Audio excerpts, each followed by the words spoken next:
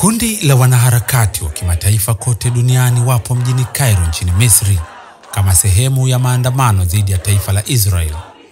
Wanataka kutuma ujumbe wazi kwa serikali ya Israel kuruhusu misaada ya kibinadamu kuingia Gaza. Wanaharakati hawa wanashiriki katika kile ambacho kimepewa jina msafara wa udhibiti kuvunja mzingiro uliowekwa kwa watu wa Gaza. Waandalizi wa maandamano wamesema kuwa mamlaka nchini Misri na Libya zimewazuia wanaharakati waliokuwa wakitaka kuvunja kizuizi cha Israel dhidi ya Gaza, huku ripoti zikieleza kuhusu kukamatwa na kufukuzwa kwa watu zaidi.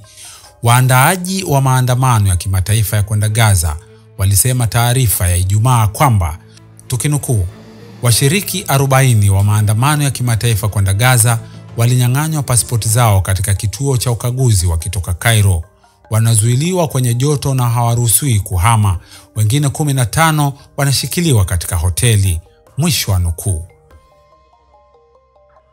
Wanaharakati hao wanatoka Ufaransa, Uhispania, Canada, Turuki, Afrika Kusini, Uingereza na sehemu zingine kote duniani. Walisema, tukinukuu, sisi ni wanaharakati wa amani na tunafuata sheria zote za Misri. Mwisho wa nukuu. Kundi hilo liliwataka mabalozi kusaidia kuachiliwa kwao ili waweze kukamilisha safari yao. Kulingana na mipango iliyoainishwa na waandaaji, washiriki walipaswa kusafiri kwa basi hadi El Rash, jiji lililo katika sehemu za Sinai lenye ulinzi mkali, kabla ya kutembea kilomita 50 za mwisho hadi mji wa Rafa. Waandamanaji walinuia kupiga kambi karibu na mpaka kabla kurejea mjini Cairo Juni 19.